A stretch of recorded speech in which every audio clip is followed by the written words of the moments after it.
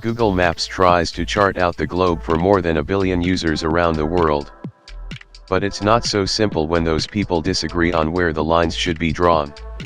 So the search giant displays political borders differently depending on where a viewer is, according to a report Friday by the Washington Post. For example, take Kashmir, the region India and Pakistan have fought over for more than 70 years. Maps viewers in Pakistan and elsewhere see the borders drawn as a dotted line, indicating a dispute.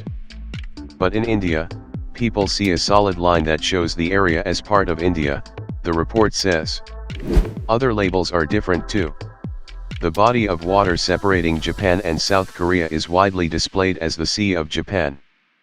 But in South Korea, it's the East Sea. The discrepancies give a glimpse at how Google and other Silicon Valley giants operate when confronted with political sensitivities related to world governments. The challenge of disputed regions isn't a new problem. Makers of printed maps have to deal with it, too, but the speed and connectedness of software can make the difference appear more jarring.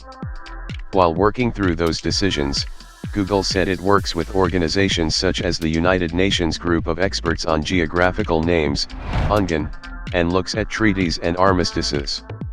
The company acknowledged that it defers to local governments when it comes to borders. We remain neutral on issues of disputed regions and borders, and make every effort to objectively display the dispute in our maps using a dashed gray border line, Ethan Russell, Director of Product Management for Google Maps, said in a statement. In countries where we have local versions of Google Maps, we follow local legislation when displaying names and borders. For more sensitive border decisions, Google relies on a special team of employees called the Disputed Regions Team, the Post said. Given the scale of Google Maps, which turned 15 years old last week, the decisions aren't trivial. In December, Google announced that Maps has captured more than 10 million miles of Street View imagery.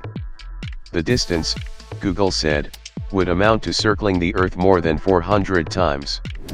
The company also said Google Earth, the search giant's aerial mapping service, has a total of 36 million square miles of satellite imagery for people to browse.